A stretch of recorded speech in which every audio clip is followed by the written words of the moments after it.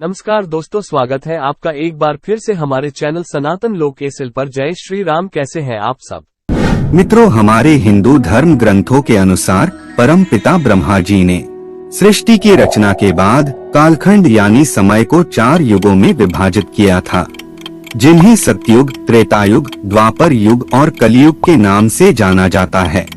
ऐसे में फिलहाल हम सभी जिस युग में जी रहे हैं, पुराणों और शास्त्रों के अनुसार इसे कलयुग कहा जाता है।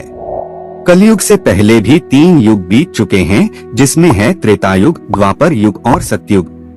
त्रेतायुग का भी अंत हुआ था और सतयुग का भी।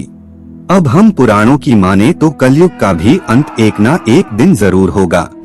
लेकिन अब हमारे सामने यह प्रश्न उठता है, आखिर कैसा होगा कलयुग के बाद का युग?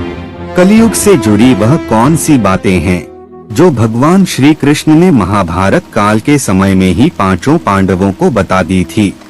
इसके साथ ही भगवान श्री कृष्ण ने पांडवों को कलयुग के इंसानों से जुड़े कुछ ऐसे रहस्य भी बताए थे, जिनको सुनने के बाद आप भी दांतों तले अपनी उंगलियां दबा लेंगे।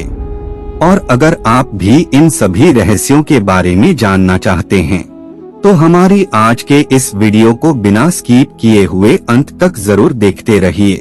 अब आपका ज्यादा समय न लेते हुए वीडियो की शुरुआत करते हैं।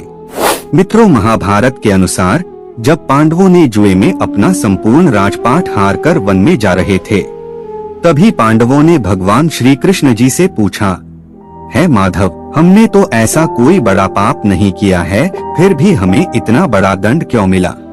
तब भगवान श्री कृष्ण ने कहा कि प्रिय पांडवों, अभी द्वापर युग अपने अंतिम चरण पर है और यह सब जो भी हो रहा है वह आने वाले कलयुग का प्रभाव है। इस पर युधिष्ठिर ने आश्चर्य से भगवान श्री कृष्ण से पूछा, हे वासुदेव, कलयुग तो अभी आया भी नहीं है और उसका इतना भयंकर परिणाम ही क्यों? जब कलयुग आरंभ हो जाएगा तो क्या होगा? तब भगवान श्री कृष्ण ने कहा, आप सभी भाई वन में जाइए और वहाँ जो कुछ भी दिखे वह आकर मुझे बताइए। उसी आधार पर मैं आपको कलयुग की गति के बारे में बता पाऊंगा। भगवान श्री कृष्ण के ऐसा कहने पर 5 भाई वन में अलग अलग दिशा में चल पड़े। 5 भाई वन में जाकर जब वापस लौटे तो हर कोई वन के दृश्य को लेकर हैरान था। वन से लौटने के बाद 5 पांडवों के मस्तक पर सिकंद था, वह किसी उलझन में पड़े हुए नजर आ रहे थे। अब यह सब देखकर भगवान श्री कृष्ण ने कहा, हे प्रिय पांडवों, आप सभी किसी सोच विचार में मगन हैं। मुझे बताएं, अगर संभव होगा तो मैं आपको उसका समाधान अवश्य दूंगा। इसके बाद भीम की उत्सुकता कलयुग के बारे में जानने के लिए काफी ज्यादा बढ़ जाती है और वे श्री कृष्ण जी से कहते हैं, प्रभु, मैंने देखा कि एक गाय अपने बछड़े को इतना अधिक सहलाकर चाट रही थी जिससे उसके शरीर से खून निकलना शुरू हो जाता है, ऐसा क्यों? इस पर श्री कृष्ण कहते हैं, तुमने देखा एक गाय अपने बछड़े को इतना अधिक चाहती है कि उसके शरीर से रक्त निकलना शुरू हो जाता है, तो इसका अर्थ है कि कलयुग में भी माँ बाप अपने संतान पर इतना अधिक प्यार लुटाएंगे कि उसका कभी विकास नहीं हो पाएगा। कलयुग में माँ की ममता अपने बेटे को इस कदर मोह माया में बांध कर रख देगी कि उसका पूरा जीवन नष्ट हो जाएगा। अगर किसी का बेटा अपना घर बार छोड़कर साधु बनेगा तो लाखों लोग उसके दर्शन करने के लिए जाएंगे, लेकिन जब अपना बेटा ही घर बार छोड़कर सन्यासी बन जाएगा तो बहुत ज्यादा रोएंगे, विलाप करेंगे कि हमारा बेटा गलत रास्ते पर चला गया। भगवान श्री कृष्ण जीवन की वास्तविकता को बताते हुए कहते हैं कि मनुष्य को यह समझना होगा कि तुम्हारे पुत्र तुम्हारी अमानत नहीं है, बल्कि उनके पत्नियों की है, और तुम्हारी पुत्रियां उनके पतियों की। तुम्हारा शरीर मृत्यु का है और आत्मा परमात्मा की अमानत है। इसी तरह भीमसेन के बाद अर्जुन ने बताया कि उसने एक पक्षी को देखा जिसकी पंख पर वेदों की रचाई लिखी हुई थी, परंतु वो एक मनुष्य का मांस खा रहा था। यह देखकर मैं हैरान हो गया। इसका अर्थ क्या है, इसके बारे में मुझे बताइए। इस पर भगवान श्री कृष्ण ने मुस्कुराते हुए कहा कि कलयुग में ऐसे लोग होंगे जो बड़े ज्ञानी और ध्यानी कहलाएंगे। विज्ञान की चर्चा तो करेंगे, लेकिन उनके आचरण एकदम राक्षसी होंगे। बड़े पंडित एवं विद्वान लोग कहलाएंगे, किंतु यह देखते रहेंगे कि कौन सा मनुष्य मर जाए और हमारे नाम अपनी संपत्ति कर जाए। चाहे कितने भी बड़े लोग होंगे, किंतु उनकी दृष्टि दूसरे के धन और पद के ऊपर ही रहेगी। और सत्पुरुष तो बहुत ही कम आपको कलयुग में देखने को मिलेंगे। कलयुग में इंसान मेहनत से धन अर्जित करने की बजाय दूसरों के घरों में चोरी करना और दूसरों की संपत्ति पर जबरदस्ती कब्जा करने वाला होगा। अपने दोनों भाइयों की तरह सहदेव ने भी भगवान कृष्ण से वन की बात बताई। सहदेव ने बताया कि उसने वन में अनेकों कुएं देखे, जिनमें से केवल बीच का कुआं खाली था, जो कि सबसे गहरा था।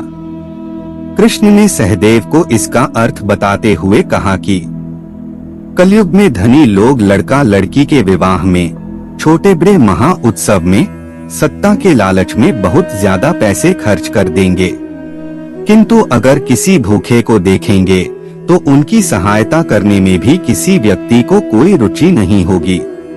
उनका अपना ही सगा भूख से मरेगा, फिर भी वह लोग उसे देखते रहेंगे। दूसरी ओर मौज मस्ती, मदिरापान, खाना, सुंदरता और व्यसन में पैसे उड़ाते रहेंगे, किंतु किसी के दो आंसू पहुंचने में किसी को भी कोई दिलचस्पी नहीं होगी। कहने का तात्पर्य यह है कि कलयुग में अन्न के भंडार होंगे, लेकिन लोग भूख से मर जाएंगे। श्री कृष्ण के मुंह से इस तरह की बात सुनकर एक पल के लिए सभी काफी दुखी हो जाते हैं, लेकिन इस कटु सत्य से भी मुंह नहीं मोड़ सकते थे। सहदेव के बाद फिर नकुल ने श्री कृष्ण को वन के बारे में बताया। नकुल ने कहा कि मैंने देखा कि एक भारी चट्टान पर्वत से गिरी और बड़े से बड़े वृक्ष भी उसे नहीं रोक पाए, परंतु एक छोटे से पौधे से टकराकर वह चट्टान वहीं रुक गया। तब इसका अर्थ बताते हुए श्री कृष्ण ने कहा कि कलयुग में मनुष्य की बुद्धि क्षीण होगी, उसका जीवन पतन होगा और इस पतन को धन या सत्ता के वृक्ष रोकने में सक्षम नहीं होंगे, किंतु हरिनाम रूपी एक छोटे से पौधे से मनुष्य का जीवन पतित होने से रुक जाएगा। हरि कीर्तन से मनुष्य की बुद्धि प्रबल होगी।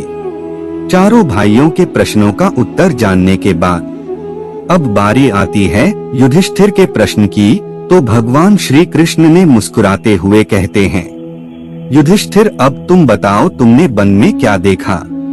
तभी युधिष्ठिर ने बताया कि मैंने वन में जाकर 2 सूंड वाले हाथी को देखा।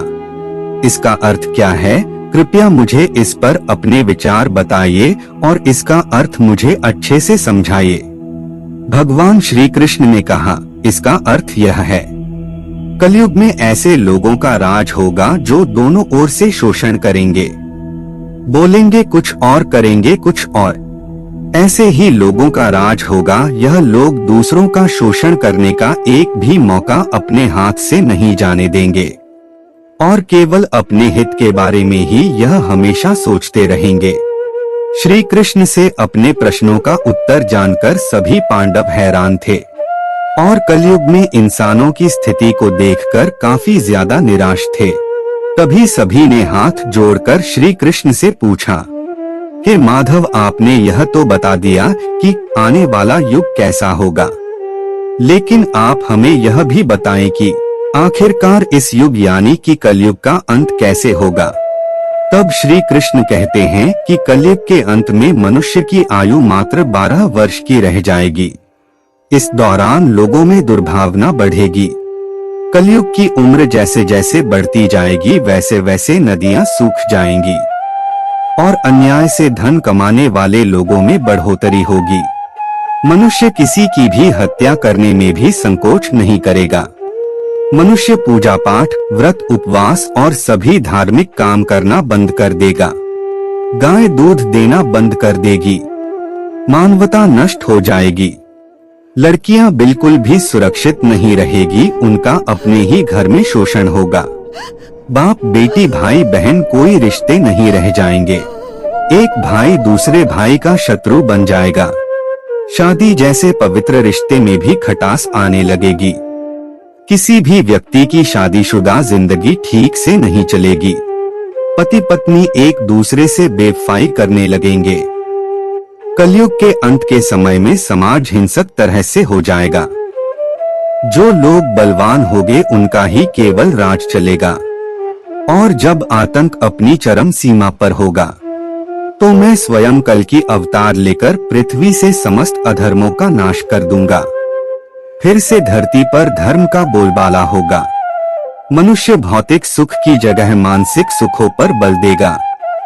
मनुष्य में एक दूसरे के लिए नफरत की कोई जगह नहीं होगी। चारों ओर प्यार ही प्यार होगा। मानवता की स्थापना होगी और मनुष्यों को परम ज्ञान की प्राप्ति होगी। लेकिन सतयुग आने में अभी काफी लंबा समय है। तो क्यों न हम सभी लोग अपने धर्म और कर्म से सतयुग की तरह जीने का काम करें। ग्रंथों में भी इस बात का वर्णन मिलता है कि कलयुग में जो लोग धर्म और कर्म पर विश्वास करेंगे उन्हें सतयुग की तरह ही सुख की प्राप्ति होगी। इसीलिए अपने जीवन को सुखी बनाने के लिए आज से हरि का नाम जपना शुरू कर दें। तो दोस्तों फिलहाल इस वीडियो में इतना ही। हम उम्मीद करते हैं कि आपको हमारा यह वीडियो पसंद आया होगा। यदि आपको वीडियो पसंद आया है तो वीडियो को लाइक करें, कमेंट में जय श्री हरि अवश्य लिखें और साथ ही इसी तरह के इंटरेस्टिंग वीडियो देखने के लिए चैनल को सब्सक्राइब जरूर करें।